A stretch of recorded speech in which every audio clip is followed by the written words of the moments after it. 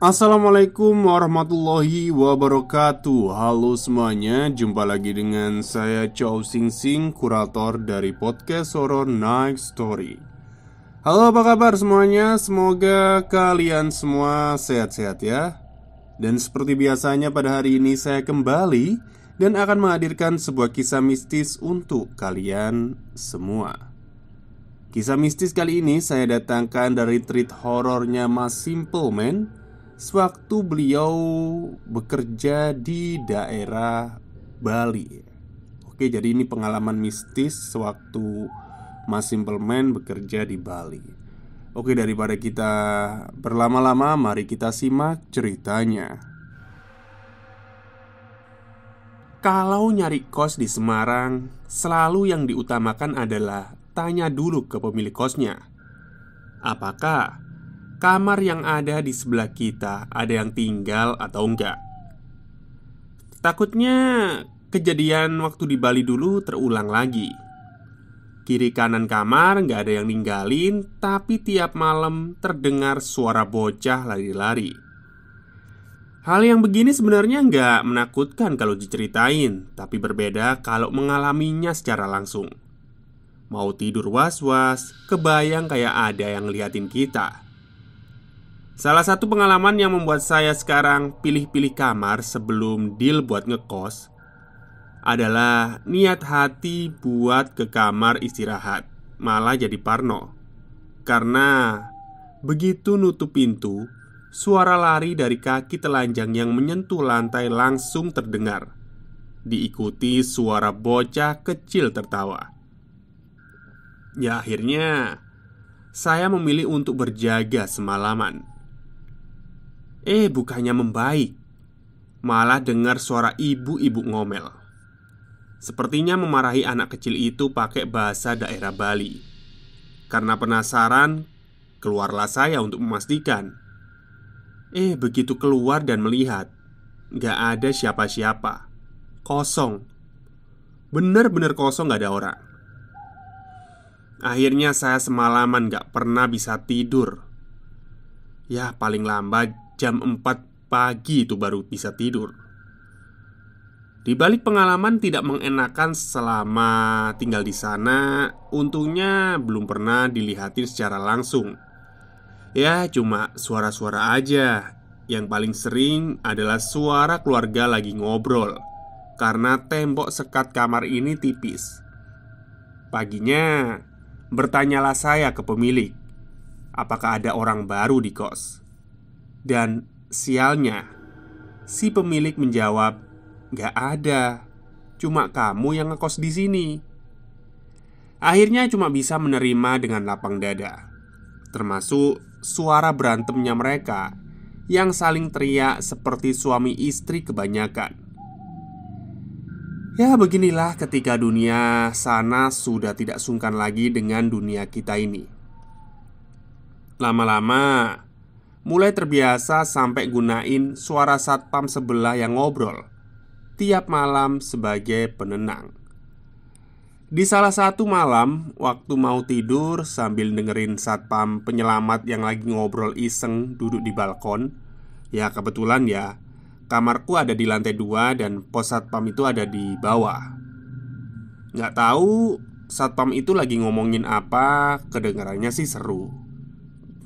Tapi semuanya kayak berubah waktu saya sampai di balkon dan memandang pos satpam yang terpisah pagar, yang mana di pos satpam itu rupanya nggak ada orang satupun.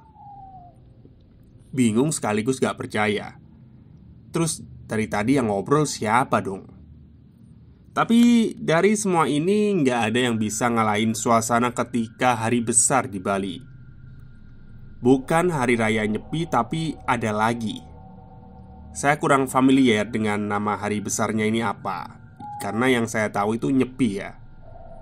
Dimana pada malam itu badan saya menggigil luar biasa. Rasa gak nyaman itu seperti bertambah 2 kali lipat. Kamar yang warnanya seperti abu-abu di mata saya malam itu seperti berwarna hitam pekat. Saya sendiri sudah menerima di kamar sebelah, mungkin ada penghuninya yang paling cuma iseng. Tapi di malam itu suasananya lain. Suasana yang paling tidak saya suka. Kamar sebelah menjadi hening. Kamar sebelah biasa sudah beraktivitas setiap lewat jam 12 tengah malam. Tapi anehnya malam itu nggak ada. Nggak ada suara.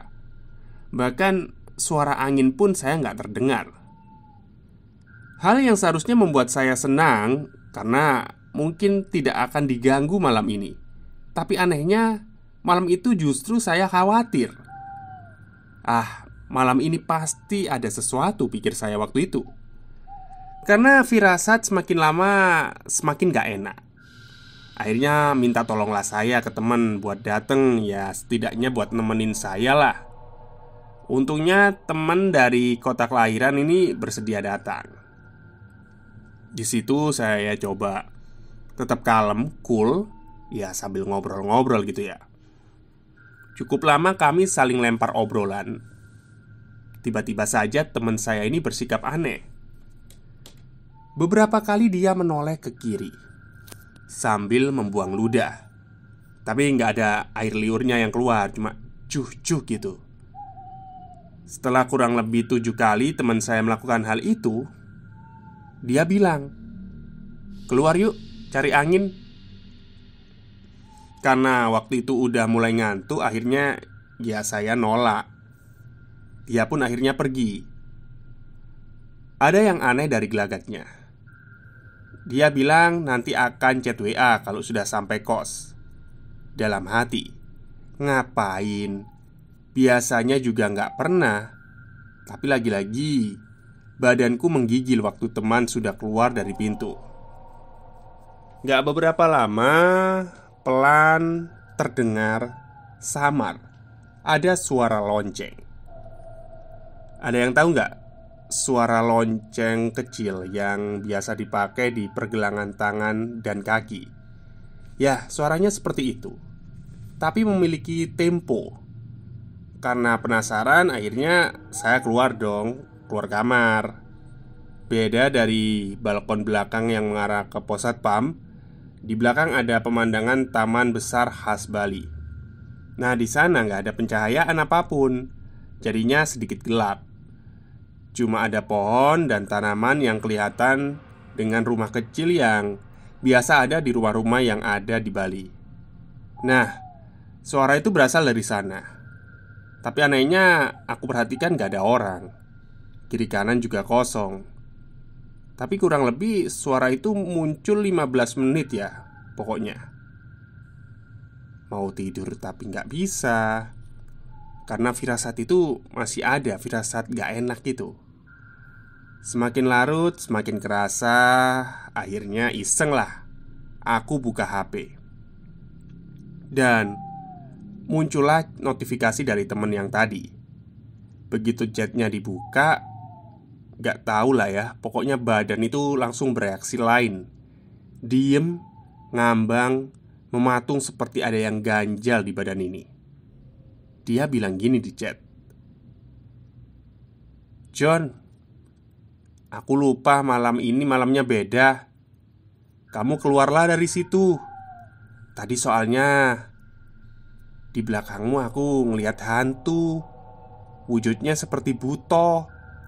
Maaf ya, aku gak bisa ngomong secara langsung karena aku sendiri takut. Aku tunggu di luar." Begitu chat itu. Ya, setelah baca chat ya otomatis kepalaku noleh. Tapi gak ada apa-apa. Hanya kaki seperti mendadak kram otot gitu ya. Sambil wiritan, akhirnya aku berjalan ke pintu. Keluar dari kamar, telapak tangan terasa sangat dingin. Saat melewati kamar sebelah terdengarlah seperti ada yang mengetuk sebanyak 3 kali di pintu. Di situ saya sadar, mungkin suara-suara yang saya dengar termasuk lonceng itu seperti ingin memberikan sebuah peringatan kepada saya. Hanya saja mungkin saya yang kurang bisa menangkap pesan itu.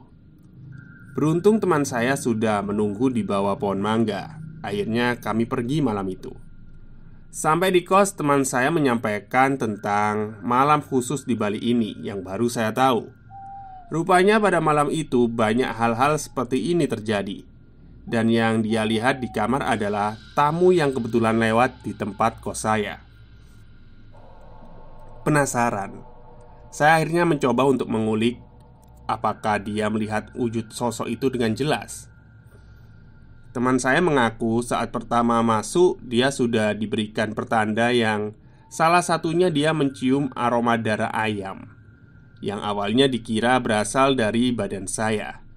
Tapi semakin lama semakin menyengat. Saat kami sedang ngobrol di dalam kamar, dia sebenarnya melihat sosok hitam seperti bayangan yang terpendar, seperti cahaya lampu lewat begitu cepat beberapa kali. Tapi dia mengacuhkan bayangan itu sampai akhirnya wujudnya itu menampakkan diri. Mungkin terganggu dengannya ya, atau mungkin dia yang terganggu dengan kehadiran kami. Sosok itu gambarannya seperti hitam, jangkung, punya taring, layaknya leak dalam lukisan Bali. Hanya saja memiliki bulu yang lebat hitam. Dengan mengangkat kedua tangannya yang seolah-olah sedang menari. Kata teman saya, dia berdiri tepat di belakang saya, tepat di belakang badan saya yang sedang duduk di atas kasur. Malam itu akhirnya saya menginap di kos teman saya untuk berjaga-jaga.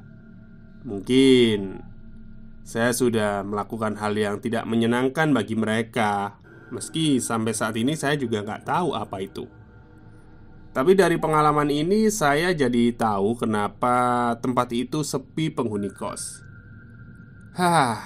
Well, malam ini sebenarnya cuma berniat cuap-cuap saja. Saya minta maaf kalau sedikit ngaret sekarang karena pekerjaan saya jam 12. Saya sudah resign hari ini dan akhirnya memutuskan untuk tinggal di Semarang beberapa waktu ke depan.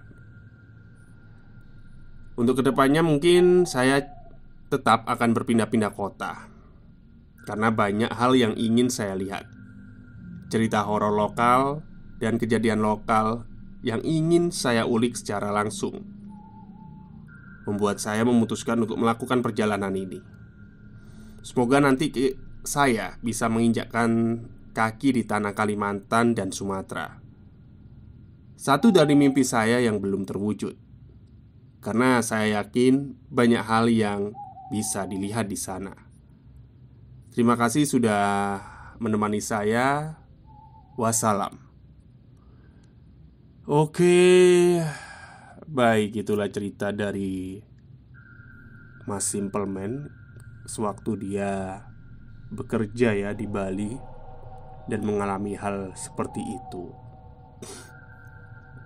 Mungkin kalau masih di daerah Jawa Timur gitu ya, Mas Simpleman masih OP ya. Tapi kalau udah di luar daerah gitu ya was-was juga gitu, karena nggak kenal gitu ya.